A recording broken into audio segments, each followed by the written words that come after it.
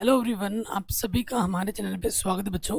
आज के वीडियो में हम क्लास 9th की जो प्रश्नावली है 5.2 नई एनसीईआरटी बुक के आधार पर उसे हम सॉल्व करेंगे। सिर्फ इसमें 2 ही प्रश्न हैं, तो बिना किसी देरी के पहले प्रश्न पे आ जाते हैं। पहला प्रश्न आपसे क्या बोल रहा है कि आप यूक्लिड की 5वीं अवधारणा को किस प्रकार लिखेंगे ताकि वह सरलता से समझ आ सके। तो देखो, इसका सोल्यूशन ये है, बहुत सिंपल सी बात है। ये 5वीं अवधारणा मैंने यहाँ लिख दी है ताकि आपका एक अच्छा नोट्स बन जाए। अभी मैं इसको समझा भी दूंगा अच्छे से। तो 5वीं अवधारणा क्या कहती है, अगर आपके पास 2 रेखाएं, एक रेखा एल है और एक रेखा एम है, यदि एल और एम 2 रेखाओं को तीसरी रेखा एन काटती है और रेखा एन के एक ही ओर बने दोनों अंतःकोणों का योग 2 समकोणों से कम हो, तो एल और एम बढ़ाने पर उसी ओर मिलेंगी जिस ओर के कोणों का योग 2 समकोणों से कम होगा। इसका मतलब क्या है, इसका मतलब अच्छे समझ लेते हैं। देखिए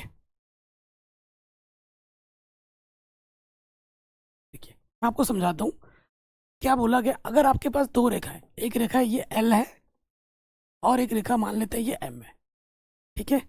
ये एक रेखा एल है और एक रेखा हमारी एम है। हमारे पास एक तीसरी रेखा गई है जो कि है एन, जो कि इसको काटती है। ये तिर्यक रेखा है, तो कोण बनेंगे। अंतःकोण इधर भी बनेगा, इधर भी बनेगा, इधर भी बनेगा, इधर भी बनेगा।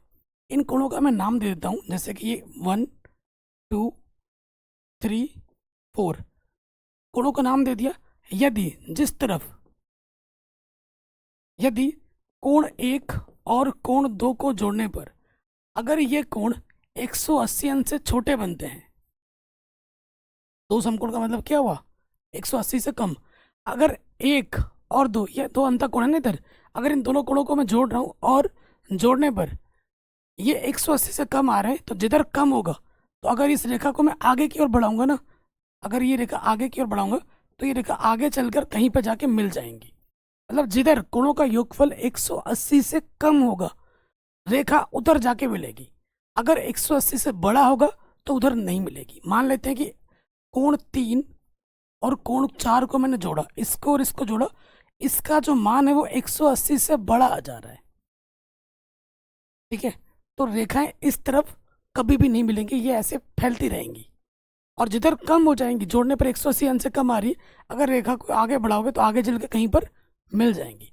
अगर अंतःकोणों का योगफल 180 से कम हो, दोनों कोणों को जोड़ने पर अगर 180 से कम हो तो उधर मिलेगी, 180 से ज्यादा हो तो उधर नहीं मिलेगी। सिंपल सी बात है, ठीक है। यही अवधारणा थी। अगले क्वेश्चन पे आ जाते हैं जो कि और आसान है। प्रश्न संख्या 2 आपसे क्या बोल रहा है, क्या यूक्लिड की 5वीं अवधारणा से समांतर रेखाओं के अस्तित्व का औचित्य निर्धारित होता है, स्पष्ट कीजिए। बिल्कुल होता है।